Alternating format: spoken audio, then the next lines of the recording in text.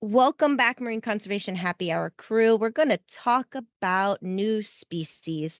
Why? Because it's the new year, and we might as well reflect on the cool new species that marine scientists discovered in 2025. We won't be able to talk about all of them.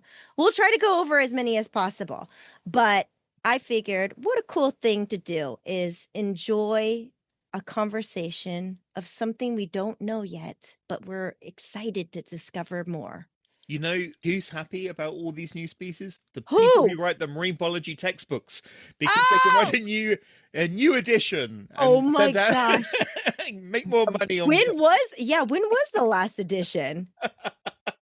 I did a textbook a while ago, and 10 years later it is It is so so out of 10 date. years later. There are so many new species and so many new discoveries that it's super It is so funny. out of date. Oh boy. Well, let's go to one of the new species that was discovered in 2025. Probably the most popular one, Kraken. Can you guess what, like, at least the families would be? Okay, so most popular in terms of media, press attention. Yes. Oh, okay. So it's going to be a marine mammal or a shark. Yes, exactly. Ding ding. It's a shark. Obviously, It's a shark. everyone's crazy about sharks. Now, I haven't heard about any new marine mammals this recently. No, I haven't either. I have not. But there is a shark. It's a guitar shark. I was really hoping, Dr. Kraken, when I looked it up, that it would look kind of like a guitar. I don't know what I was thinking. I was thinking probably maybe more of the mouth would look like a guitar, but actually, it's the body looks like the main guitar where you stroke the strings, the main body. Strum. Yeah, strum. And then the neck is its tail. So now I see where the idea of guitar comes from. But honestly, I bet you the scientist that discovered it was a guitar fan. Like, because I'm looking at it and I don't see guitar. Well, there are a lot of marine biologists who, on their research, they have a guitar and then they strum it on the boat, on the Oh, do you beach. know one of those? There's one very close to me who used to take her guitar to her Really? field station, so would monitor killer whales, and then they'd play John Denver songs Oh and my God. all That's this sort of so stuff in the hippie. I evening. love it. I love it. So this shark was found off of the coast of Mozambique and Tanzania.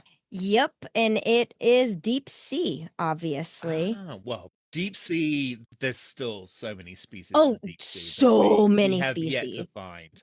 Oh, Yeah. absolutely. I mean, it's so hard to study the deep sea environment. There's going to be tons of stuff. If you want a species named after yourself, be a deep sea Right. ecologist. Well, what's really neat about this guitar shark is that it actually they have fossils. They have fossils of this. Okay. Oh. Yes. So they discovered it actually, like they were able to take a picture of it, which is grand, right? But they have fossils that show that guitar sharks have existed for over 100 million years. So they've been around so like the coelacanths. So there were fossils, and then suddenly they discover, oh yeah, they're still hanging around in the deep sea environment. Yeah. I mean, we now can discover more of it because we have really great technology. Yeah, I mean the old days when they were basically putting nets down into the deep sea and then hoping to catch stuff.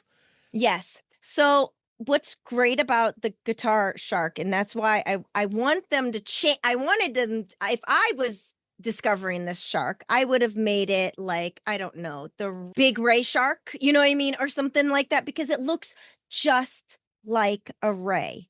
It's a unique evolutionary cross between shark and ray, and it looks Mm. just like that. The body of a ray and the tail of a shark. I think they kind of look like not so much like guitars, like more like a sitar, the Indian. Yes! Yes! Now that I see. That I see, Dr. So Kraken. this should be Okay. the sitar shark. Sitar shark. Thank you. Absolutely. Way better. Way better. I agree. More culturally diverse as well. Yeah. Particularly seeing as it's in the Indian Ocean. in the Indian Ocean. This Like makes Sitar. so much sense, Craken. Okay, people, call Dr. Craken up, change the name. No, Change the name to a they're not Sitar going shell. to do that. It's like the Rice's whale. So one of the most recently discovered species of whale.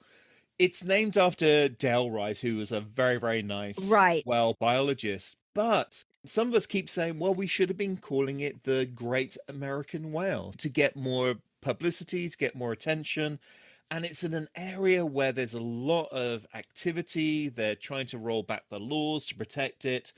You know, it's really hard to do that if the name is something that gets lots of public attention.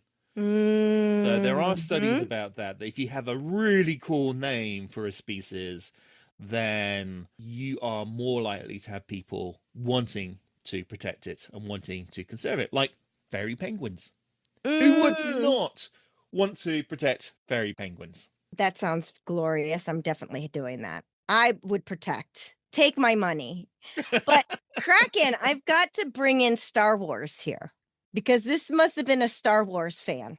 They discovered a deep sea coral, but it was a bamboo coral. Okay.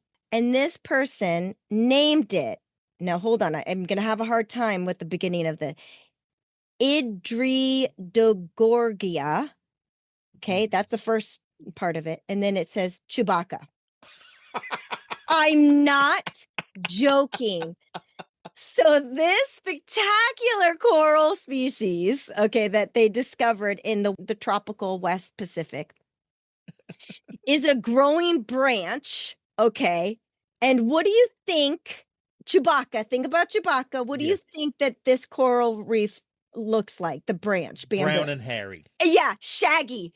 It's literally a shaggy Wookiee-like, and it grows 1.2 meters long, and it's right on the deep sea floor. And I think that is hilarious that this person, I mean, first thing they thought, oh yeah, Chewbacca. Chewbacca. I see again. That's inspired. I mean, I like that too. who would not want to try and protect the Chewbacca coral? Chewbacca, yes, yes, exactly. Who would not want it?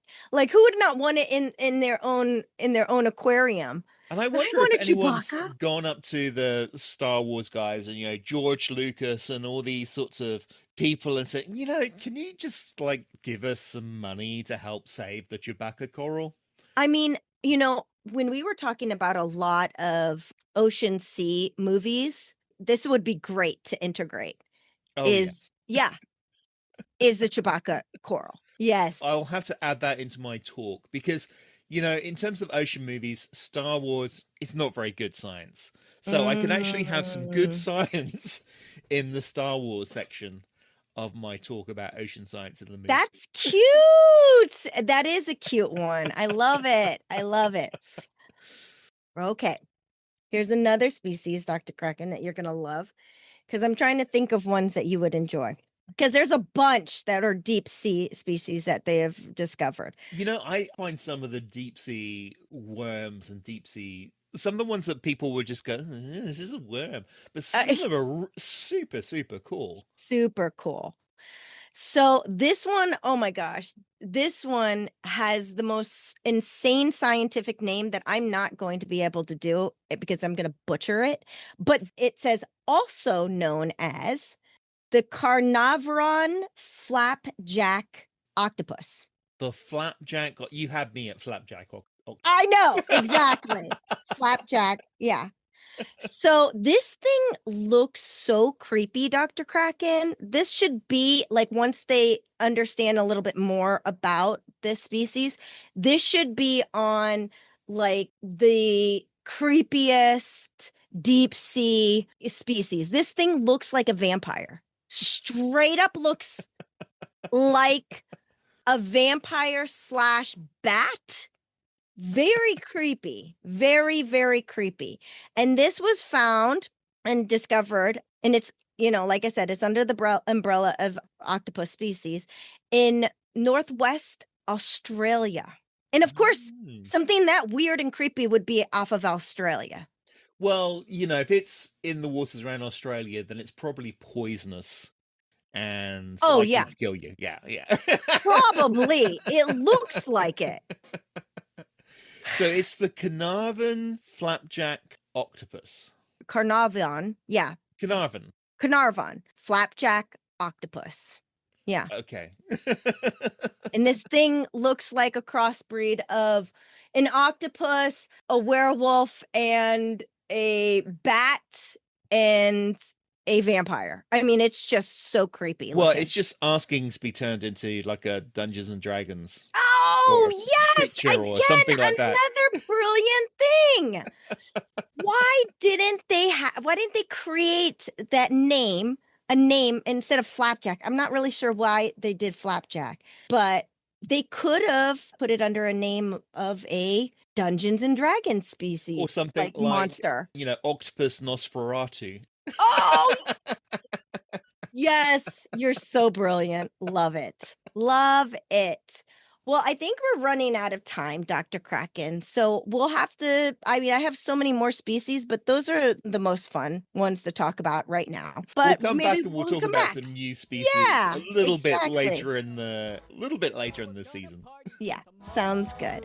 And for everyone that's listening, thank you so much for being part of Marine Conservation Happy Hour community.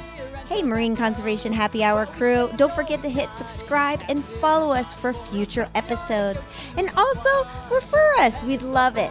We would also like to hear from you, so please contact us on social media, or you can email us about a topic that you're interested in hearing about. If you're interested in sponsoring this podcast, or you would like us to come visit your science facility and do a live episode, email us at info@absolutelysmashingllc.com. This podcast was edited and produced by Absolutely Smashing. The music is produced by Jolly Shore Leave. Thank you again for listening, and we couldn't do this without you. Thank you so much for being part of the Marine Conservation Happy Hour crew.